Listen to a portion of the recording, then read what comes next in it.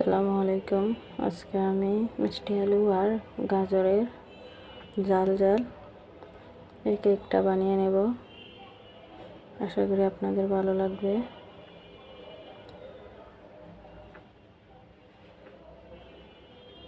শুরু করা যাক। আমি আলুগুলো সিদ্ধ বসিয়ে দিলাম। এখন দুটো গাজর নিয়েছি। গাজর দুটো গ্রেটার দিয়ে চিকন চিকন করে নিয়ে সিদ্ধ বসিয়ে দিলাম। আর মিষ্টি আলুগুলো সিদ্ধ হয়ে গেছে। এখন ছুলে নিতেছি।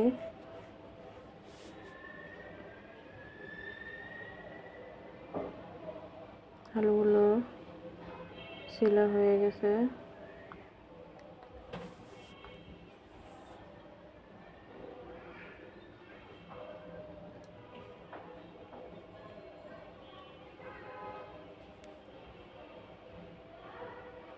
এই যে গাজরগুলো পানি শুকিয়ে নিলাম।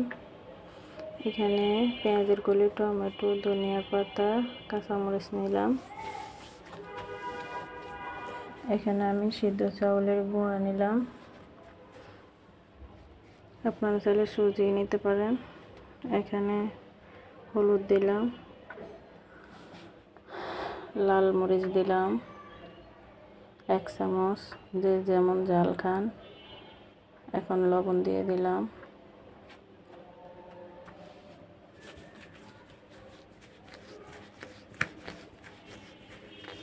একটু হালকা তেল দিলাম, 2 টেবিল চামচের মতো। একটা ডিম দিয়ে দিলাম।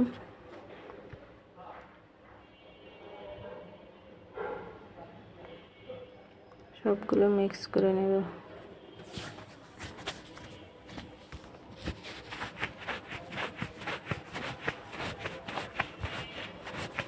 আমি কোনো বেকিং পাউডার বা সোডা ব্যবহার করব না।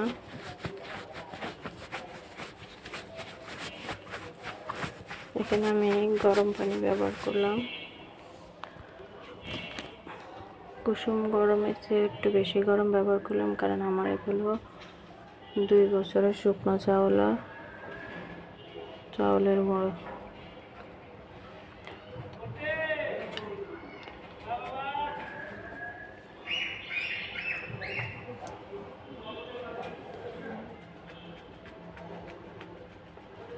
আমি 3 বাটি পানি দিলাম। এখন আলুগুলো মথে নেব।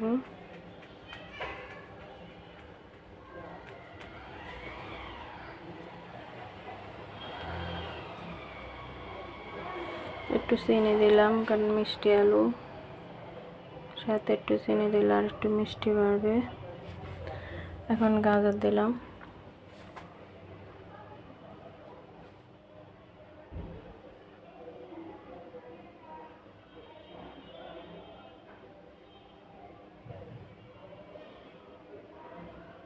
সবগুলো একসাথে মিশিয়ে নেব। আপনারা এর সাথে আটা, চাউলের গুঁড়া, সুজি, যে কোনো কিছু ব্যবহার করতে পারেন, তাহলে একটু শক্ত হবে, তাই না হলে নরম নরম হবে। জালটা বেশি খেলে বেশি খেতে পারেন। অন্যান্য মশলা ব্যবহার করি নাই। মশলা থেকে হয়তো কাঁচা গন্ধটা আসতে পারে।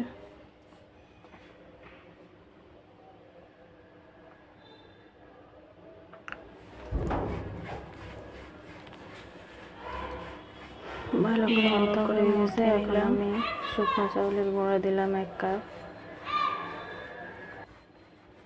দিয়ে মথে নিলাম। এখন একটা বক্সে তেল দিলাম, দিয়ে পুরো বক্সে তেল ব্রাশ করে দেব।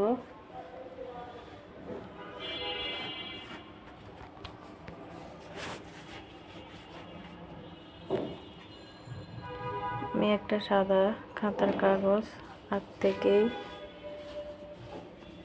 কেটে রাখলাম। এখন ওটা তো ব্রাশ করে দিতেছি।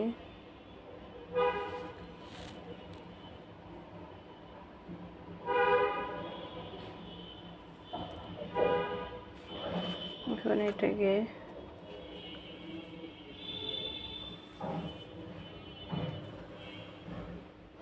আমি এইভাবে করে নেব, লাভের মতন করে নেব। আমি এখানে ব্যাটারটা বেশি নিয়েছি, আমার বক্স পরিমাণ। 2 ভাগ করে নিলে ভালো হতো।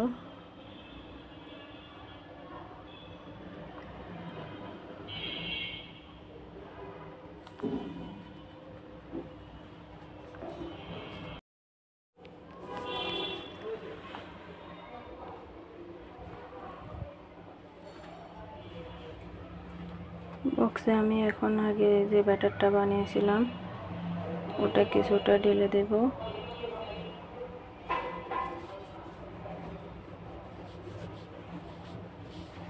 তারপর আলুটা ভিতরে ঢুকিয়ে দেব। এখন একটু মাঝখান ফাঁকা করে দিই যাতে একটু লাভের মতন হয়। আমার বক্সটা ছোট থাকার কারণে আমার ডিজাইনটা হয়ে ওঠে না। আপনারা চেষ্টা করবেন বড় একটা বক্স নিতে।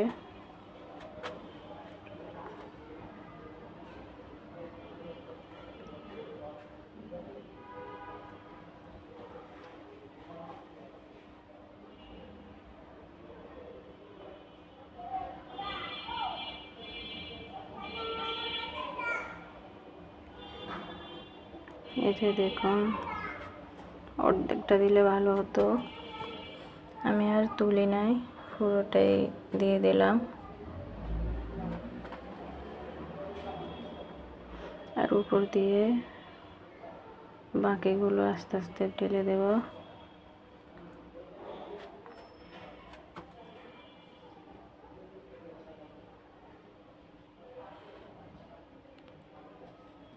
এখন আমি চুলে একটা পাত্র পানি দিলাম, দিয়ে ওটাতে বসিয়ে দিলাম। এখন বাফে দিয়ে দেব। আমার এটা হতে 25 মিনিটের মতো লাগছে। দেখেন হয়ে গেছে। আমি ক্যামেরা বন্ধ অবস্থায় অনেকবার উপর দিয়ে বাকি ব্যাটারগুলো ঢেলে দিলাম।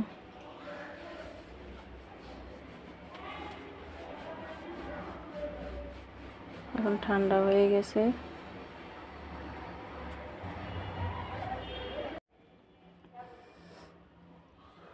দেখেন খুব সহজে কিন্তু হয়ে যাচ্ছে, অনেক সুন্দর হয়েছে। আমি কাগজটা বুঝতে পারছি না, কাটার সময় বের হলে পরিষ্কার করে নেব।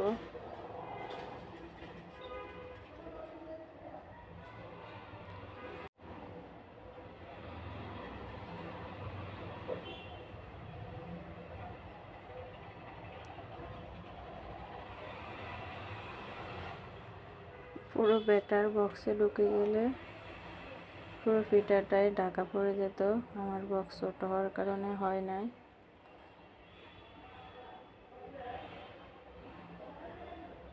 দেখুন কতটা সুন্দর হয়েছে।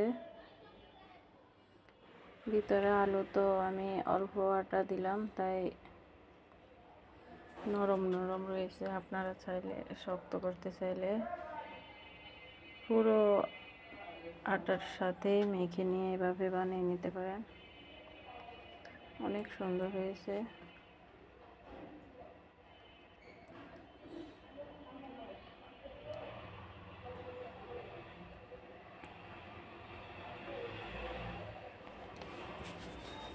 দেখুন কি সুন্দর দেখা যাচ্ছে।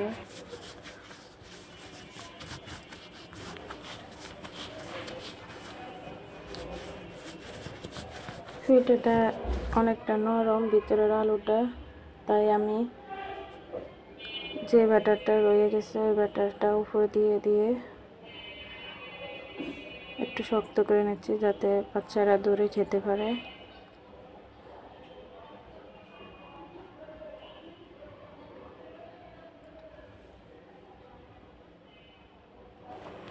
দেখুন পিঠাটা এমন হয়েছে, এখন হাতে ধরা যায়।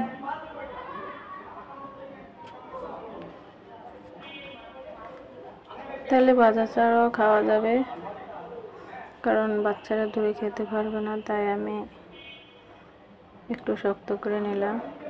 আপনারা চাইলে মিষ্টি বানাতে পারেন। আল্লাহ।